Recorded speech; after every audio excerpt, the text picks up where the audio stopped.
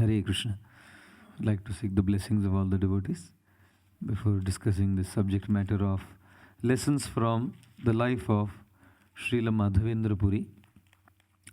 So, in our discussion yesterday, we were talking about how after Madhavendra Puri wakes up from the dream that he got from the Lord, he gathers all the residents of Vrindavan from near the Govardhan hill, collects all of them, brings them to dig up the place to bring the deity of Gopal, modern day Srinathji, out of this place, and then performs a massive installation ceremony for Shri Gopal on top of the Govardhan hill.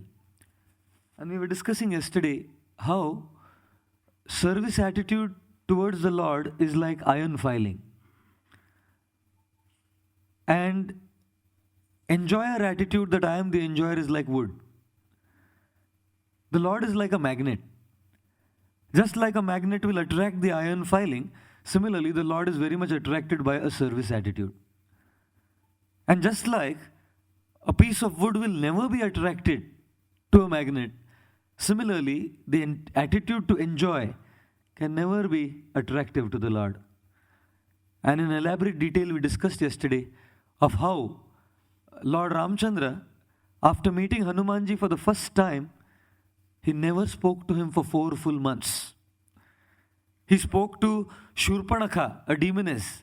He spoke to Kabandha, a demon. He spoke to Guha, a tribal king. He spoke to Shabari, a tribal lady. But he did not speak to Hanuman. And why he did not speak to Hanuman? Yesterday we discussed. Because Hanuman, when he was asked by Ram, who are you? He said, I am the servant of secretary of Sugriva. And Lord Ram did not like it. Everyone is a servant of Krishna, Ram, and if anyone identifies oneself to be a servant of anyone else except the Lord does not like it. And therefore Hanumanji was there. He did not speak to him for 4 months. And then we discussed the whole comparison, if some of you were there, remember how Hanuman went to Lanka to rescue Sita. And the whole comparison we discussed of Sita with the soul in this world. And then when Hanuman burnt Lanka, when Hanuman was brought in front of Ravan, Ravan asked him, who are you? And it is at that time, after 4 months, realizing his mistake, Hanuman said that I am the servant of Lord Ramchandra. Therefore, after finding Sita, when Hanuman came back to Ram, now Ram embraced him and spoke to him. So yesterday we were talking how service attitude and this attitude that I am a servant of the Lord is very attractive to the Lord. Madhavendra Puri, he arranged for all the residents of Vrindavan in the Govardhan area to engage in service to the deity of Shri Gopal. Realizing one thing, that the only currency that can buy something in the spiritual world is devotional service with a service attitude. There is no other currency. One cannot buy Krishna, one cannot buy a seat in the spiritual world, one cannot buy the mercy of Krishna with any other currency except the currency of the spiritual world. Just like many times Westerners, when they come to India, they carry their pounds. If someone from England comes to India, he carries pounds. And even if he has a 100-pound note in his hand, he cannot buy a single fruit in India unless he changes that currency to Indian rupees. And therefore, many times when Westerners come to India, the taxi walas, cab walas, they cheat Western people a lot. You know, the shop walas cheat a lot. Once one Japanese man came to India, and he was on his way to the airport after his whole trip was over. And as he was going to the airport, he was sitting in the car. He had rupees in his hands. But as he was sitting in the car, Indian car, Premier Padmini, going slow, you know. And then this Japanese man was sitting and he saw a Mitsubishi passing by very fast. So he told the taxi driver, just see, Mitsubishi from Japan, our car. See, so fast, made in Japan. Then the taxi driver didn't say anything. After a while, again he passed ahead. He saw a Toyota passing by. He turned to the taxi driver and said, just see, you know, Toyota, made in Japan, so fast. After a while, he again passed by, he saw a Subaru, sports car. And he said, just see, Subaru, made in Japan, so fast. And he reached the airport. And then he saw the tariff meter. And it was very expensive. It is not the money that is taken, usually, by cabs. So he said, what is this? Why so much money on your taxi meter, tariff meter? He said, tariff meter made in India, very fast. Very fast. And therefore, it is a common thing that when people come from the West to India, they don't know much about the rates.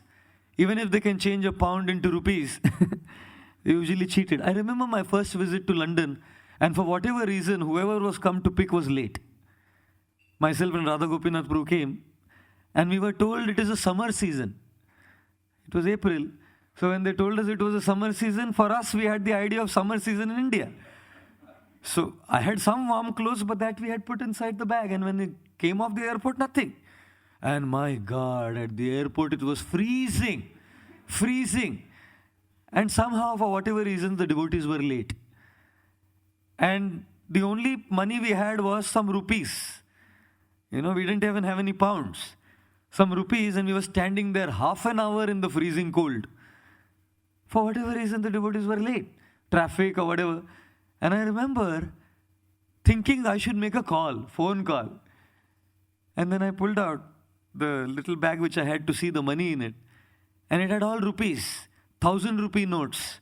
And for a call, you would probably need a pound, which is only 80 rupees, 75, 80 rupees, But with all the 1,000 rupee currency notes in my hand, I could not make one phone call in Great Britain, Could not make one phone call here. And stood there in freezing cold with all my 1,000 rupee notes, probably 25,000 rupees in my bag.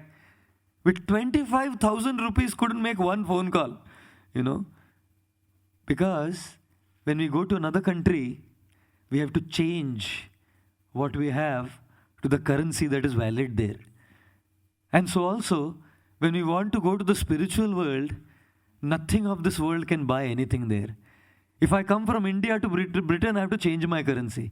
If I have to go from Britain to India, I have to change my currency. And if I have to go from the material world to the spiritual world, this currency will be okay? No. In the countries of this world, the currencies don't work in other countries. What to speak of the material world and the spiritual world? And therefore, the currency, the only currency that works in the spiritual world is devotional service with a service attitude. Therefore, the Bhagavatam explains, Etavat janma safalyam dehinam iha dehishu pranair arthair dhiyair vacha shreya sarvasya sarvada. That our pranair, our energy, arthair, our wealth, our intelligence, dhiya, our words, vacha, everything should be used in service to the Lord and for the welfare of the others. Because when we use that, we change this into the currency that can work in the spiritual world. With this energy, we can't go. But when this energy is used in service, it gets converted to a currency that is understandable in the spiritual world. With the money, the pounds and the dollars and the rupees, we cannot go. But when those pounds, those dollars, those rupees are used in service to the Lord and for the welfare of the others, it is converted in a way that we can use it there. With our intelligence, our words, our resources, we cannot go buy anything there. But when we use it for the welfare of others and in service to the Lord, it gets converted in a way that we can go to the spiritual world. Only this will be of use there.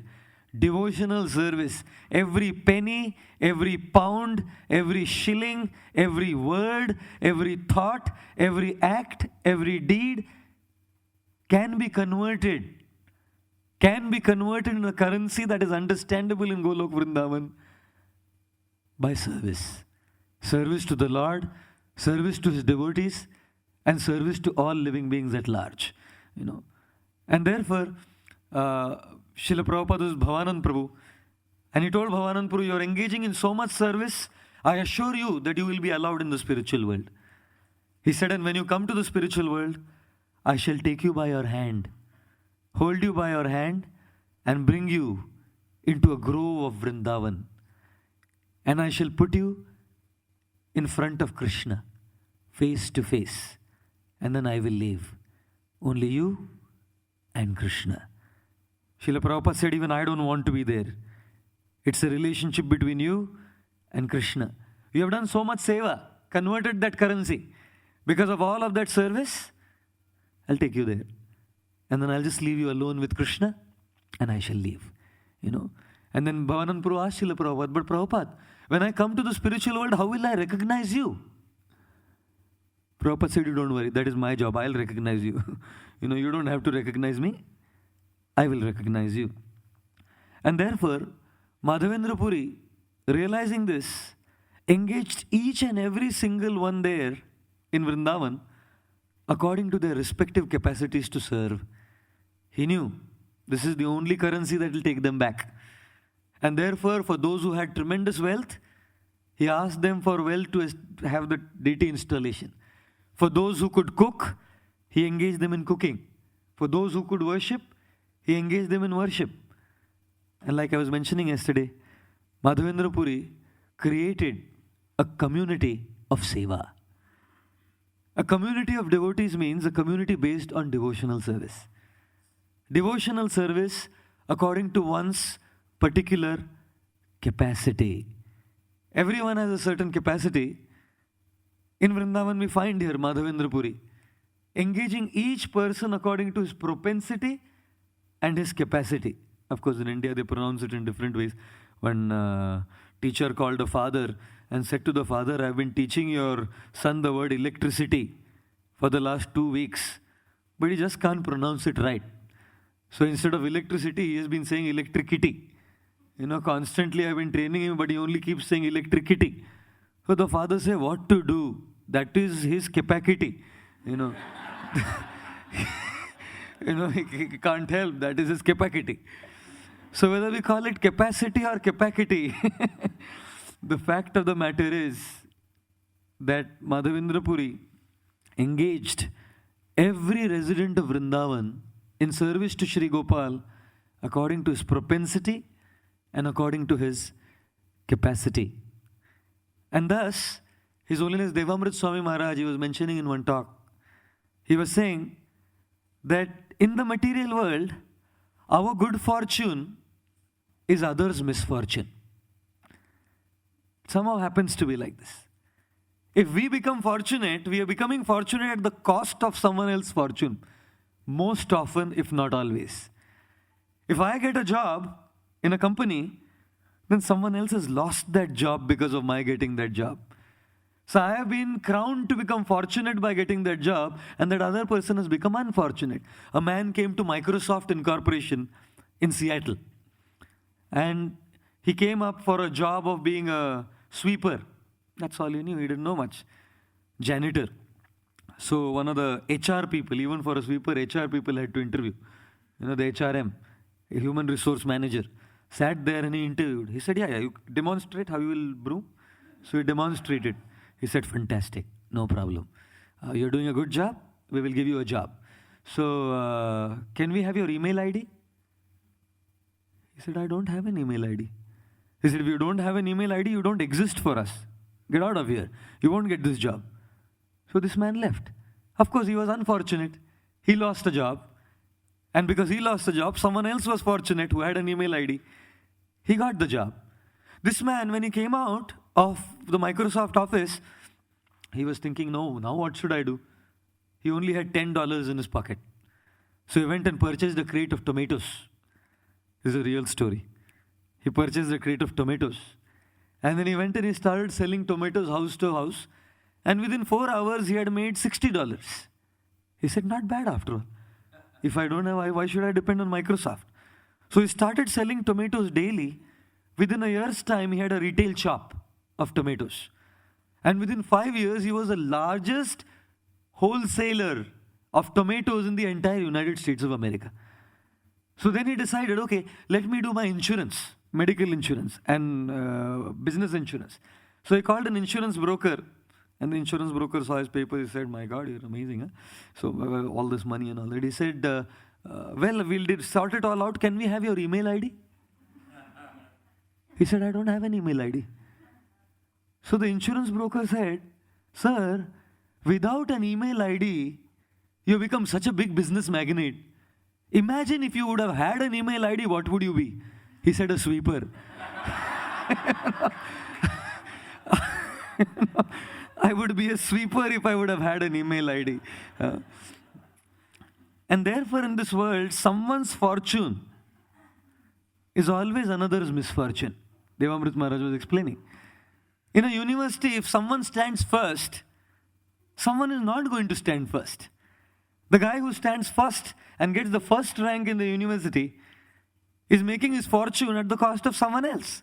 Someone else has failed or someone else has come second. One father, he was beating the child black and blue one morning.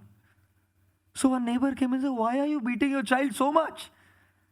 He said, no, tomorrow is the examination results. He said, results are tomorrow. Why are you beating him today? He said, no, I'm out of town tomorrow. So I know what the results will be. So let me give him a good spanking before I leave.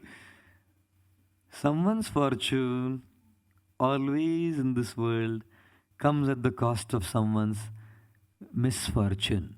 The Indian cricket team, everyone was so happy here. And our Prabhu here in the back, he sent me a picture on email, Yashwant Prabhu, where how the Indians in Queensbury, at the Queensbury station when India won the match, World Cup, all the Indians climbed a 40 or 60 feet pole and put the Indian flag there. Put the Indian flag there. Everyone was so excited. But imagine the Sri Lankans. Imagine what happened to the Sri Lankans. It was a mourning day. Once when Pakistan lost against India, 70,000 television sets were broken in Pakistan. In their homes, different homes. Can you imagine that? 70,000, this is statistics, newspaper report. 70,000 television sets were broken off. So someone wins, someone loses. Someone's fortune, someone's misfortune. Rahul Dravid and Jay Shrigal, two Indian cricket players, old timers now, from Bangalore. So once they lost against Pakistan and they couldn't show their face. Somehow they came to Bangalore, and while they were in Bangalore, this man Dravid, he thought, I have to go out. I haven't been out for so long. Just worried about what people will think of me. So he tied a big turban on his head, grew his beard and everything, and decided no one will detect me. So when he went to a shopping mall, no one detected him. But one lady came up and said, hey, Rahul Dravid, what are you doing here? Lost, you're not ashamed to come out? After a couple of months, he thought, my God, how did she know I'm completely different looks. So this time, he grew his long hair and put contact lenses which are different color, blue eyes, changed his whole look and went to a restaurant to eat. And this lady was there. He said, hey, Rahul Dravid, you're still coming to eat, huh? You lost against Pakistan, you don't know? He was so upset. He called her, how the hell do you know? He said, I am Jay Shrigal. Another cricket player who lost against Pakistan. So both of them were moving around in disguise. So only they detected each other. But the fact is, in this world, someone wins, someone loses. One's fortune, another's misfortune. In America, police, they're very scared of love triangles. You know what a love triangle is? One man, two men after one lady, or two ladies after one man. And they're very scared to get involved. Because one will get the other. One man will get that lady, the other man will be left out. And if he is left out, what he will do? The police is very scared and apprehensive of dealing with these love triangles. But that is so. Two men are after a lady or two ladies are after men. One will get him and the other won't. And someone's fortune, if it's called fortune, I don't know. But, someone's fortune will be considered as the other person's misfortune. So His Holiness Devamrit Swami Maharaj was mentioning this. In this world, one's fortune comes at the cost of someone else's misfortune. He said, but in devotional service, that is not true. Everyone can be fortunate. Everyone will have the opportunity to serve Krishna. Because Krishna is unlimited. Krishna is unlimited. His Holiness Giriraj Swami Maharaj was explaining, during the Damodar Leela, Mother Jashoda was feeding Krishna milk and Krishna was drinking milk. And because Krishna is unlimited. Krishna could drink unlimited milk. Damodar Leela shows that Krishna is unlimited and can take unlimited service from unlimited souls for unlimited amount of time in unlimited varieties of ways. Unlimited people for unlimited time in an unlimited quantity in unlimited ways can serve Krishna. And therefore, it's not that if I give money to Krishna, I am fortunate, and now Krishna has money, so he doesn't need others' money, and you can't give money to Krishna. He allows everyone to donate. I can speak for Krishna and others can't. He'll allow everyone to glorify him. I can dance in ecstasy, so now others can't dance in ecstasy. Everyone can dance in ecstasy for Krishna. Devamrit Maharaj was saying that when he came first to Krishna consciousness, he was reading the Krishna book, and in the Krishna book he read that the spiritual world is unlimited. And he thought, my God, spiritual world is unlimited? I must book my seat today. Because so many people must be wanting to go there. If it gets full, I'll not get my chance. We are so conditioned to thinking of getting full. Movie theater, tickets full, house full. I don't know if they call it here in India, they call it house full. You can't go in. Train flights full, you can't go in.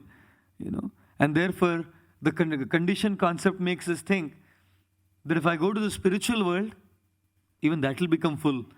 So let me see how to reserve my ticket. Devamrit Maharaj is mentioning, he was thinking, Krishna is unlimited, the spiritual world is unlimited. The ability of Krishna to accept our service. Jai Shri Radha Gokulanand ki, Jai Shri Sita Ram Lakshman Hanuman ki, Jai Shri Shri Gaur Nitai ki, Jai. That ability is also absolutely unlimited. And therefore, it is said that a devotee has to take the role of a servant based on 3 P's. The first P is to understand that there cannot be a greater position in the world than being a servant of the Lord. So the first P stands for position. Vrindavan Das Thakur in his Chaitanya Bhagavat explains that the greatest title that anyone can have is not Lord.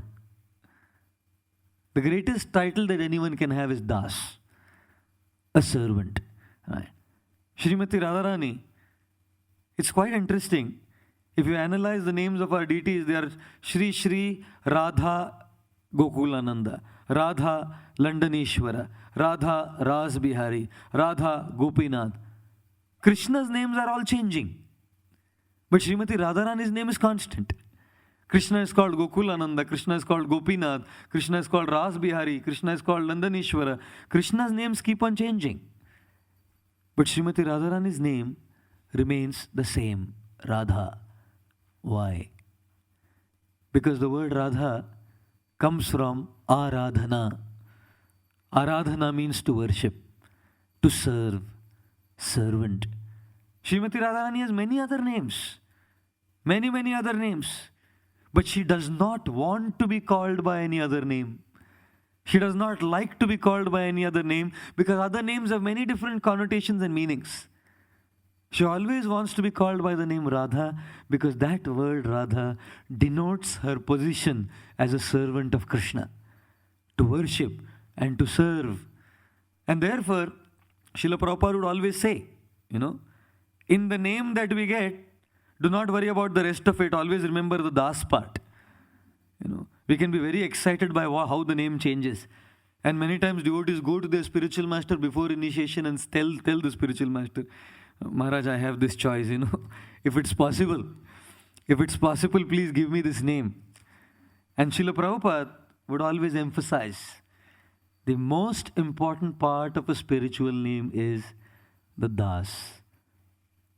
And if one realizes that the position of being a servant is the greatest in the world, one will take the service to Krishna very seriously. One will not take it half-heartedly. One will take it very seriously because it's the greatest position to be in. There was a man called Charles Haffey, American man, and he fought in the Vietnam War, and he happened to kill so many Vietnamese that he got an identity crisis. He just did not want to identify himself with his own name. So he made an appeal in the court that when I die, I want this name to be put on my tomb. Please change my name. So he made an epitaph so that when he dies, he'll be put in the tomb and this epitaph would be put, and on that, this name should be written. So he made an appeal. What should your name be? So he said to the court, my name should be, don't say Charles Happy, because I've killed so many people, I can't take it that I've killed so many people. So change my name to, I am what I am and I'll be what I'll be. So the court was wondering, what is his name? And it's too long a name, So finally the court gave a decision in his favor saying, we can't give such a long name, but you can keep the first part. I am what I am. So if you go to America today, there is a tomb of Charles Happy, right? And there on the tombstone, the epitaph, it's not written Charles Happy. The name is the tomb of I am what I am. Strange name. Imagine when someone comes and asks you, what is your name? Say, I am what I am. Very strange name. And therefore, I am what I am. Servant of Krishna. An eternal servant of Krishna. And therefore, the first P is position. The second P is privilege. Service is a great privilege. It is conferred by the Lord's blessings. Any opportunity that one gets to serve is the greatest privilege in the world because Krishna has personally sent that privilege. Srila Prabhupada explained that when one chants Hare Krishna, one is asking Srimati Radharani and Krishna, please engage me in your service. And by the chanting of the holy names, when one gets the service, many times one feels burdened by that service. Anytime, at any point of time, if a person considers it is a privilege, one will never think it is a burden. Service is a burden of love. It is indeed a burden, but a burden of love. A mother will carry a child on the hand. Of course, nowadays they have those pouches. I don't know what they call it. They put it, mothers and fathers, they put that kind of bag and the child is there. Still it is a burden. Still the child is heavy. But on the hands, the child is really heavy. No man or no lady had to go to the gym in the ancient times because they would just carry the child. And the children are sometimes very heavy. Big plump, their cheeks are very big and plump, And the mother's carrying the child in her arm, sometimes for 2 hours. And it's such a burden. But the mother considers that as a burden of love. If that same child dies, and someone comes and says, you're relieved now? Such relief, now your child is dead, now no more carrying burden, experiencing peace, relief. Will the mother like it? He said, you nonsense, just get lost from here. What are you talking? It's a burden. But it's a burden of love. Give a businessman a briefcase, a small briefcase with 100,000 100-pound notes. It's very heavy. Big burden. He'll say, no, big burden, take it away. I don't want your donation. Take it away. Anyone who gives a donation to the temple will we say, your bag is very heavy. Please take it away. Too much burden. Take it away. Oh, burden of love. Please give it. Please give it to us. And therefore, a devotee considers service to be a great privilege. It is a burden of love. It is a burden. Indeed, it is a burden. It can never be stress-free.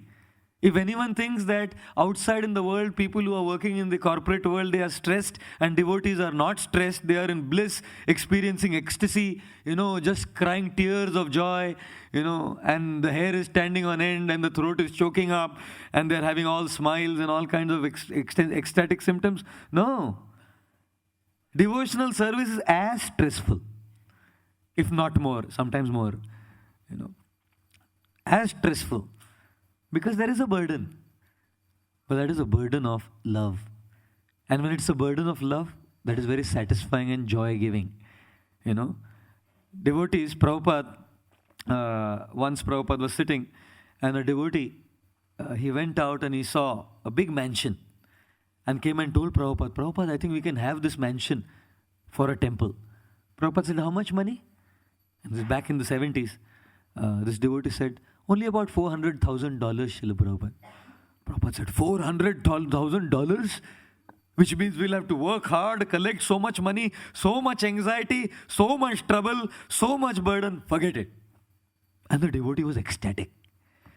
Because he realized, now I don't have to go collecting funds, working hard, stress-free life. I'll just chant Hare Krishna, have a nice time. And then, after about 10 minutes, Prabhupada rang his bell. And the devotee came again. The servant came, said, call that devotee. So he came in again. Prabhupada said, if you do not take that burden, if you do not take that anxiety and trouble, if you do not take that stress to work for Krishna, you'll simply eat, sleep, and fall down. And therefore, we must take anxiety for service to Krishna. Srila Prabhupada said, it's a privilege that we are blessed with this opportunity to serve. One disciple had left Krishna consciousness, and Srila Prabhupada wrote a letter to him. And in the last few lines of the letter, Srila Prabhupada said, I have become very forlorn to see that you have once again fallen into the trap of the material energy. Krishna gave you a wonderful opportunity and a privilege to serve him. You have lost it. Please try and come again. If not you, someone else will do it definitely. Lord Chaitanya Mahaprabhu will send someone else to do that service. Probably he'll send someone else way more qualified than you. But you are privileged.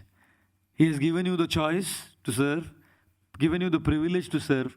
See if you can come back and once again start serving the Lord. Lakshmi ji in the spiritual world is holding a broom and serving Vaikuntha, serving the abode of Vaikuntha by brooming Vaikuntha, where there is no dust, simply to get the favor of the Supreme Lord, Shri Narayan. And therefore, service is the greatest position. First P is for position. Can't be a greater position than that of the servant of the Lord. Second P is privilege. It is a great privilege that is conferred upon us by the Lord. And the third P is pleasure. It is the only way to feel pleasure in Krishna consciousness. Everything else one may do, but unless until one engages in practical devotional service, there is no question of experiencing pleasure. Many people read and they get big scholars, become big scholars of Shastra. But till the time they don't engage in service to the Lord and the devotees, they can never experience true pleasure in Krishna consciousness. Because through service one connects to the source of all pleasure, Ramchandra, the reservoir of all pleasure. Through Shastra, through Gyan, one cannot connect. Through Tapasya, one cannot connect easily, But through Seva, one can very well connect and experience pleasure. Therefore, we know the famous story of Vishal Prabhu. And at the gate of Vrindavan temple, Prabhupada coming from a morning walk, and Vishal Prabhu comes down there from Italy, and he falls on his knees and he looks at Prabhupada. And from the first canto of the Srimad Bhagavatam, he says, so by the grace of providence, we have been blessed with the captain of the ship of our life in the form of his divine grace, Srila Prabhupada. Glorifying Srila Prabhupada, quoting Shastric verses. And Srila Prabhupada, furious, takes his cane and points to a puddle close by, puddle of water. By the grace of providence, you have been blessed with a spiritual master like me, but by the grace of providence, is this puddle lying here? Is this the grace of providence? And Prabhupada turned to Vishal Prabhu and said, do something practical, Do something practical. Don't waste your time in just giving these words of glory. Do some practical devotional service.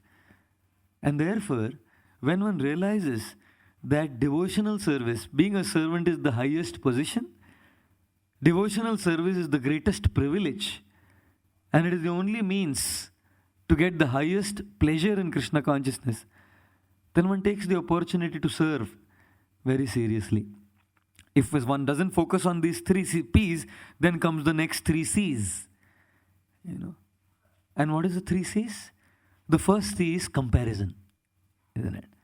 I compare with others. He has this service, I don't have this service.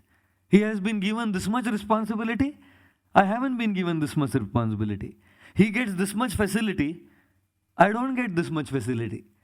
The conditioned soul is always in the mode of comparison. Always comparing oneself with others, and many times comparing even one's services with others. And what is the basis of comparison? Facility and recognition. All services are equal. Whether one is brooming the temple, whether one is cleaning the washrooms, or whether one is offering an arti on the altar, from the point of view of the Lord, each service has the same merit, does not change. Based on one's capacity, one can engage in that service to the Lord, and it just does not have any difference to the Lord. For the Lord, it's all the same. But for the mind, it is not the same.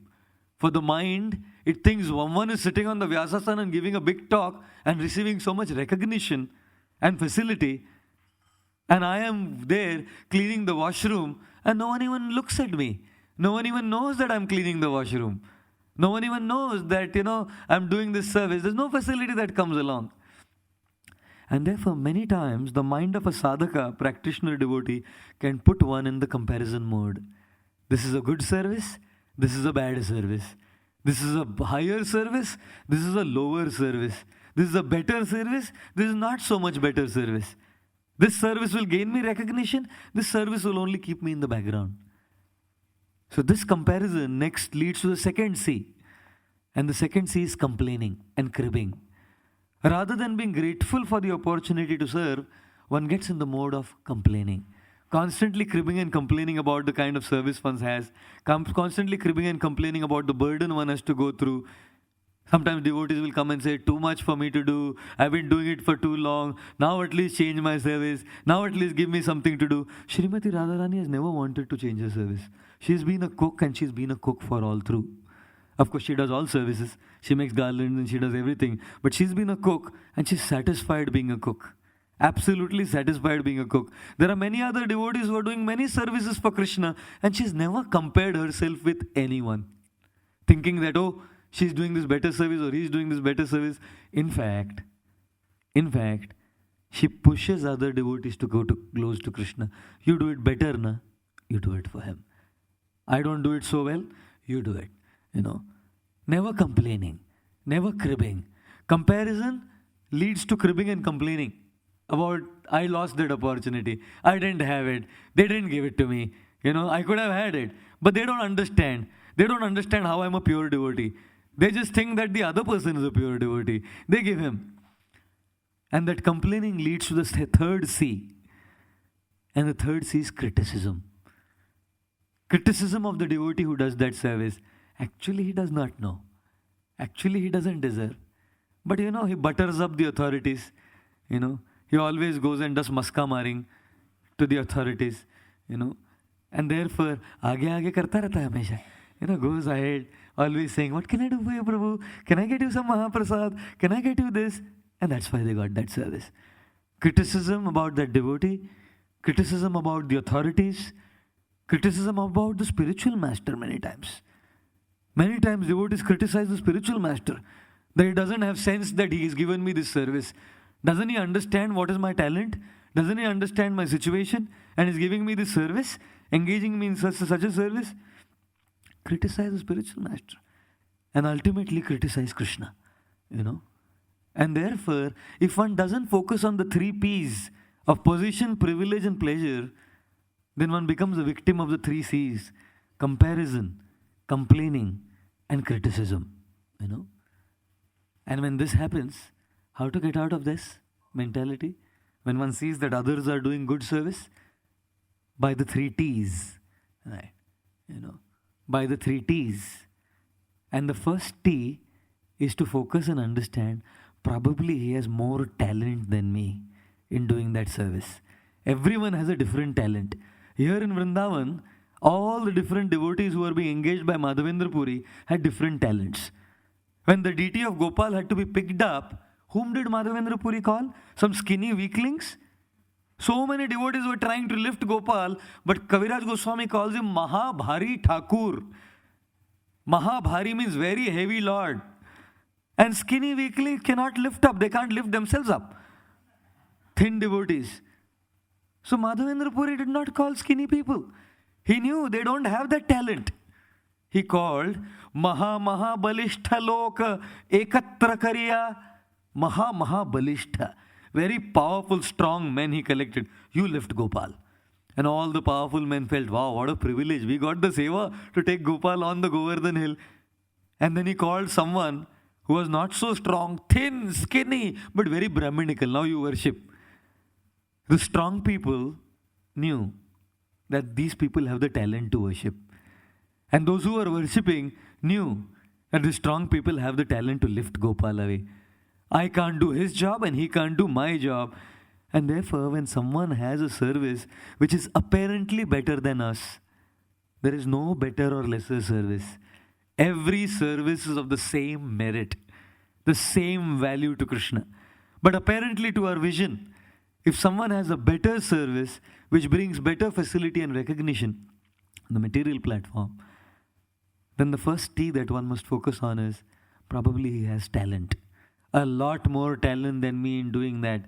He qualifies to do what he does and I don't in terms of my abilities to do it.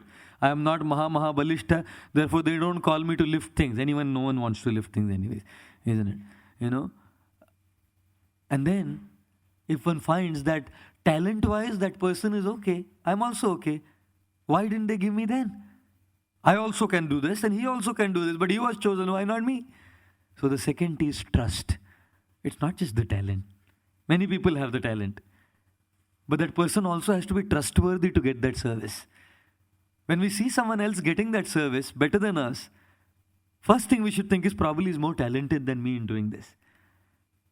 If not, then the second thing is probably he's more trustworthy.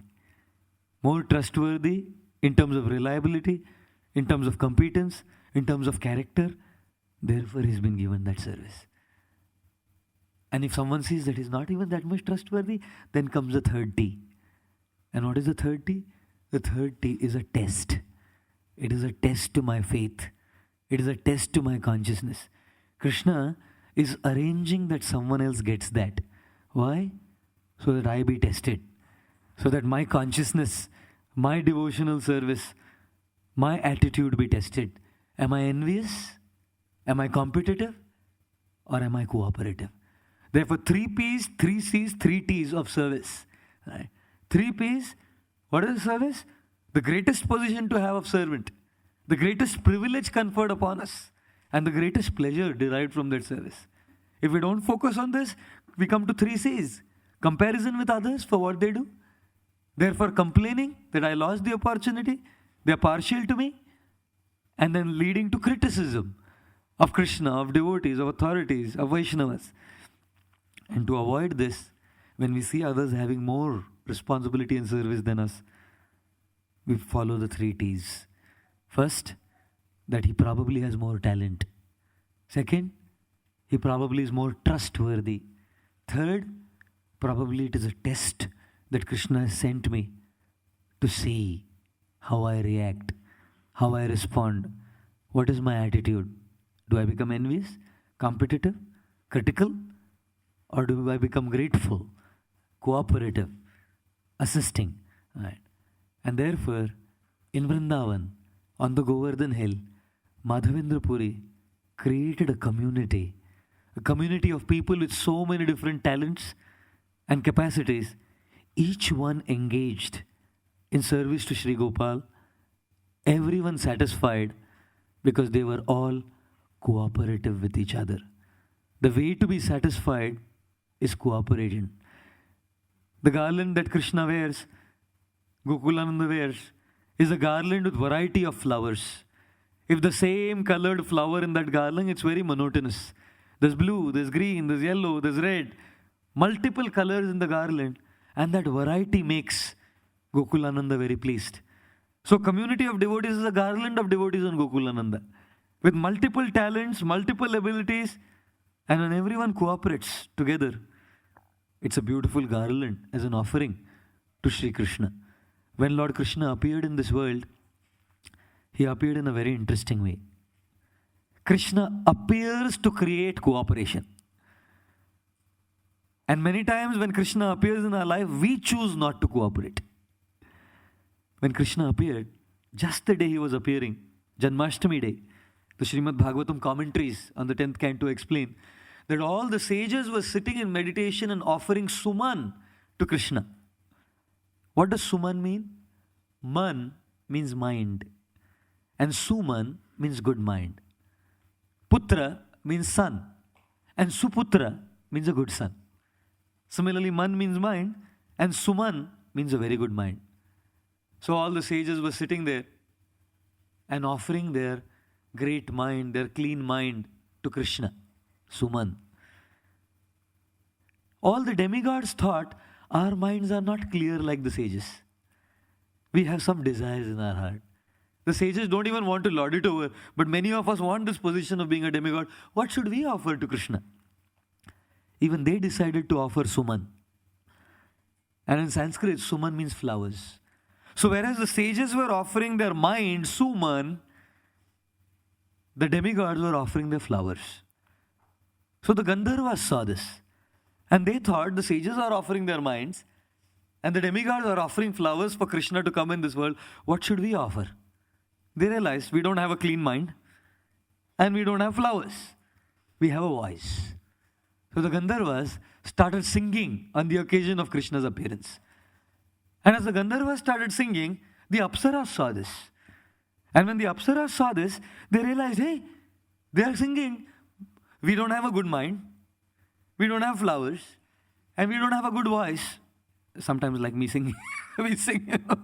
Sometimes someone sings, my God, is bhakti, but voice, oh my God, it can be pathetic. So we don't have a good voice, so what should we do? So the Apsaras thought, let's start dancing. So it was a festival where someone was offering wine, someone was offering flowers, someone was singing, someone was dancing, and the clouds in the sky thought, what should we do? We don't even have a mind, what to speak of offering a mind. What should we do? So the clouds realized we should probably start thundering, start making some sound, like kettle drums. When there is a celebration, there are big kettle drums that are being played. So the clouds thought, let us now start thundering like kettle drums to celebrate the appearance of Lord Krishna in this world. But as they started thundering, they realized that their thunder was making the singing of Gandharvas very feeble and not heard by Krishna. They thought this is not right. Because we are doing our service to Krishna, the other service is being affected. No. We cannot do this. So the clouds, the acharyas have explained, the clouds deliberately reduce their sound levels, decibel levels. Manda, jaladharaha. Manda means very softly they started thundering. Why? Because they wanted Krishna to also accept the service of the Gandharvas singing. And therefore, Krishna appeared in this world to create feelings of cooperation. Where the Gandharvas, the Vidyadharas, the Kinnaras, the Apsaras, the clouds, the sages, the demigods, everyone cooperated together based upon their respective abilities and talents to create a celebration for the appearance of Krishna on the day of Janmashtami. And therefore, here on the Govardhan hill was a festival. Not festivals of simply yogurt being put on Krishna. That yogurt Krishna doesn't relish in an Abhishek. Not just festival of Annakut with so many varieties being offered to Giridhari Gopal Srinathji on Govardhan by Madhavendra Puri and his followers. That's not so much relishable to Krishna. Every preparation becomes relishable to Krishna. Every flower on a garland becomes relishable to Krishna. Every single jewelry on the outfit becomes relishable to Krishna. Only when there is feelings of cooperation amongst the devotees. And oh, how Srinathji Gopal enjoyed that festival is incredible, amazing. In Hyderabad, India, in a stadium, there was a race, a running race. 8 girls, tiny girls, were competing. The stadium was full. As the girls were running, just crossed, the whistles blew and the girls started running. One girl fell down while running. As she fell down while running, the other 7 girls came back. They were already ahead of her. The other 7 girls came back. And firstly, they went and nursed the wound of this girl who had fallen. One of the girls amongst the others patted her, gave her a kiss and said, "You're okay? You're fine?" And then they picked her up And all the 7 girls held their hands with each other, and together they crossed the final line of the race, the running race, and the whole stadium was applauding. In fact, some were in tears. Why? Because these 7 girls were mentally challenged. You know, all of them mentally challenged, participating in a sprint run, and one girl fell off.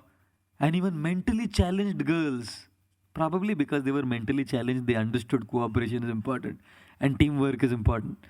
Many times, when mind is all fine, when the mind is fine, it plays too many games in terms of cooperation. You know, together they crossed the final line. Krishna doesn't care how many books we distribute. Krishna doesn't care how many lectures we have given. Krishna doesn't care how many people we bring to the path of Krishna consciousness and surpass everyone else and put them behind and cross the line saying, "See, I am the winner." He doesn't care for that. Figures don't matter to Krishna. They have never mattered. They have never mattered in eternity. Figures have never mattered to Krishna. It's good to bring them for his service. But what has mattered to Krishna is a spirit of cooperation. Right? Not just passing the line, crossing the line alone, but hand in hand with all the devotees, crossing the final line. When we help each other to cross that line, that pleases Krishna the most.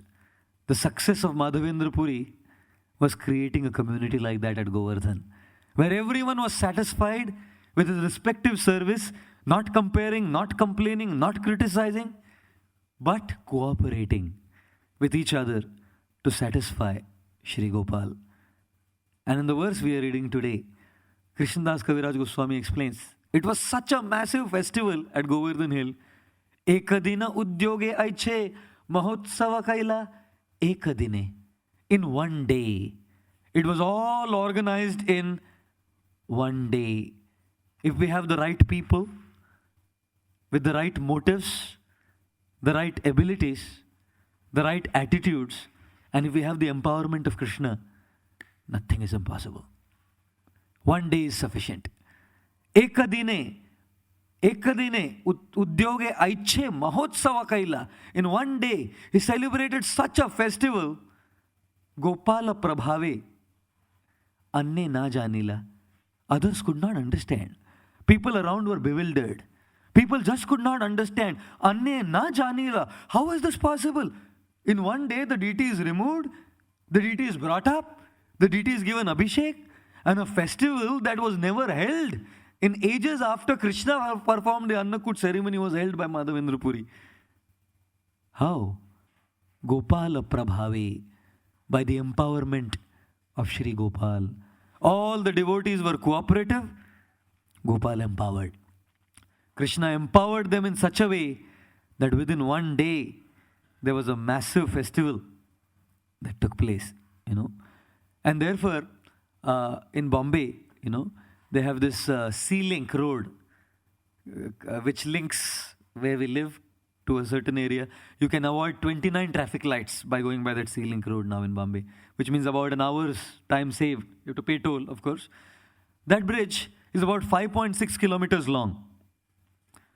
The budget for that bridge was $355 million. And several thousands of workers were working on that for 13 years to make that bridge. Lord Ram's bridge, 800 miles long. Not 5.6 kilometers, 5 kilometers. 800 miles long bridge. 80 miles wide. And who made it? Monkeys. In how long? 5 days.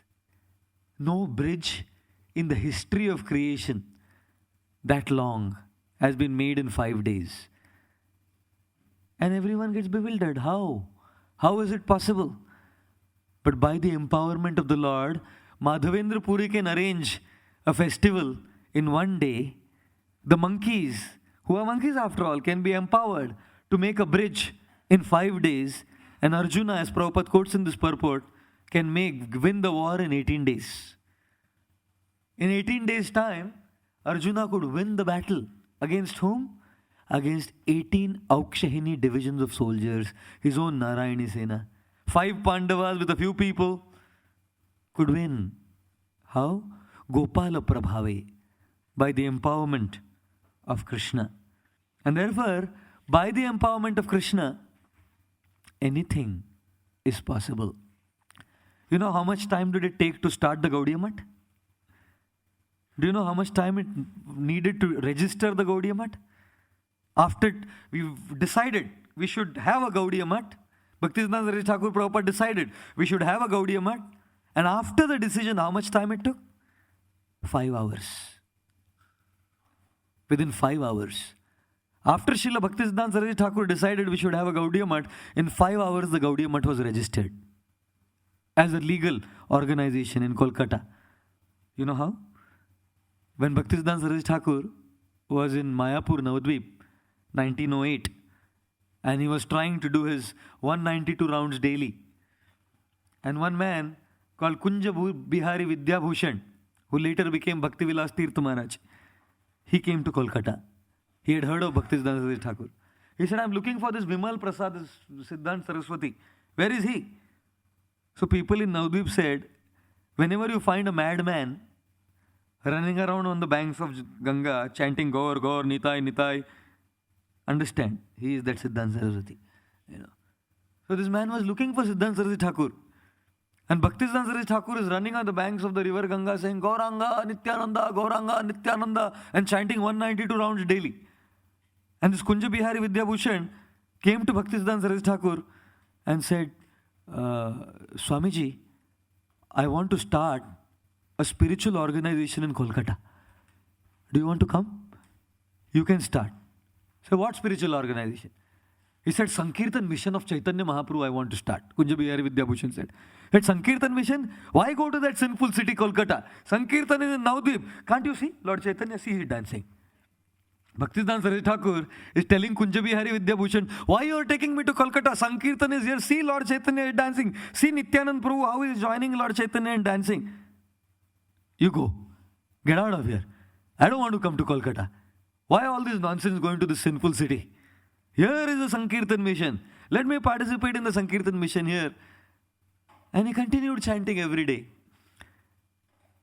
And in 1910, I believe, this was 1910 or 1912, he decided, my Guru Maharaj just told me, he didn't tell him to go to Kolkata, but to preach, I must go. And he came to Kolkata, and that evening when he came to Kolkata, he met this man, Kunja Bihari Vidyabhushan. He said, I want the Gaudiya Math to be registered. And this man was so powerful, and he had so many connections. That evening the Gaudiya Math was registered. Within one day. But for that one day, there was years of preparation, because of which Bhaktisiddhanta Saraswati Thakur was empowered by the Panchatattva to start the Gaudiya Math. Srila Prabhupada, he writes in this purport, within 5 years' time, our movement is spread and people cannot understand. Anne na janila. They don't understand how within such a short time it can spread. But within a very short span, it has spread. 65 Prabhupada came, and in a year's time, 66 ISKCON was registered. Just within a year's time. So many temples, so many followers. No one understood how. Material calculation. Prabhupada concludes his purport by saying, by one mundane logic and reasoning, one can never understand. Only by empowerment it is possible, and a devotee can understand this. Gopal Chand Goswami from Damodar, Radha Damodar temple explains how one day he saw Prabhupada had a cold. And in the night, and next morning when Prabhupada got up, Gopal Chand Goswami came and asked Srila Prabhupada, how are you feeling, Swamiji? And very mysteriously Prabhupada said, oh yes, I'm okay. He said, you are okay? You had a cold last night. Your cold is okay? It was so bad in one night it went? Prabhupada said, yes. Last night I was wondering, how will I write these purports to the Srimad Bhagavatam? And my Guru Maharaj came to meet me last night. Srila Bhaktisiddhanta Saraswati Thakur came to meet me, and he gave me instructions on how to write these purports. Another time he was chanting in the Radha Damodar temple, he had tears in his eyes. And Gopal Chand Goswami saw these tears. He came and he said, Swamiji, why are you crying? He said, I'm so grateful. Last night, Rupa Goswami, Sanatan Goswami, and Jiva Goswami, All three of them came to my room. They sat in front of me and they explained to me how I should compile the Srimad Bhagavatam. It is only because of Rupa Goswami, Sanatan Goswami, and Jiva Goswami that I am able to write these purports to the Srimad Bhagavatam. And therefore, out of gratitude, I can't do anything but weep tears. No wonder, with that empowerment, Srila Prabhupada could do what he did. Empowerment from the Lord, empowerment from the Acharyas, empowerment from the spiritual master. He worked out wonders, incredibly amazing wonders. And Prabhupada's followers, Shyam Sundar Prabhu, meeting George Harrison. What an incredible miracle. Not many people could go and meet such people at that time. George Harrison of the Beatles. By the empowerment of Srila Prabhupada, the Bhaktivedanta manor came. George Harrison gave the Bhaktivedanta manor. This place is a proof of the verse. Ekadinera udyoge aiche mahotsava kaila Gopala prabhave anne na janila. The world cannot understand how and why. One lightning stroke, he goes to ask for a donation for the Krishna book, and suddenly there is a lightning stroke, and there's a power failure. And Shyam Sundar Prabhu has asked him for donation just before, and there's a power failure. And George Harrison says, after that, who can refuse? Take this money for Srila Prabhupada. No one can understand. And Srila Prabhupada explains in the purport, no one can understand how devotees can be empowered to do things beyond their abilities. Things beyond their abilities. Mother Kulangana, 79 years old now. Last week. 79 years old and with a body like that, who can do service? Who can do service? But when there is blessings and when there is empowerment, my God, what kind of amazing service can be done? Just seeing her walk is a shock to me, at 79 years old, 79 years of age. How much empowerment and service can be done? Anne na janila. The world outside cannot understand, and the world outside cannot understand. Are 79, rest now. You've served all your life, relax. But there is no relaxation, right? Absolutely no relaxation. Day by day, the service simply goes on increasing. Bhakti Vaibhav Maharaj from Germany didn't know one word of English, never learnt one word of English. The only language he knew was German. And Srila Prabhupada, when he came to Germany, he told, you translate my books in English, and devotees had to translate that to him in German. Translate the books into German. And what did he do? He didn't go to a university. He just took a German to English dictionary. That's all. No teacher, no university. Based on the German to English dictionary, he learnt English and translated Srila Prabhupada's books. How can anyone understand this? How can anyone understand that this is possible? And therefore, it is only possible by empowerment. Srila Prabhupada explains in this purport, if the devotees of the Hare Krishna movement remain in the association of devotees and sincerely try to serve, they'll be empowered beyond their imagination to do things that are absolutely beyond their imagination. How they can serve Krishna, the spiritual master, in the mission is beyond one's ability and to conceive and fathom. And therefore here we read, Ekadine Rudyoge Aiche Mahotsava Kaila Gopala Prabhave Hoy Anne na janila. In one day, Madhavendra Puri gathered all these people and celebrated such a massive festival. No one understood. How could it be possible? But Madhavendra Puri understood. It is by the empowerment of Shri Gopal that it has been possible in such a short time. Such power is being revealed by the Lord here on the Govardhan Hill. While he was serving Shri Gopal on the Govardhan Hill, Madhavendra Puri got a second dream. And what was his second dream? We will discuss in our concluding session on the lessons from Madhavendra Puri, which is tomorrow.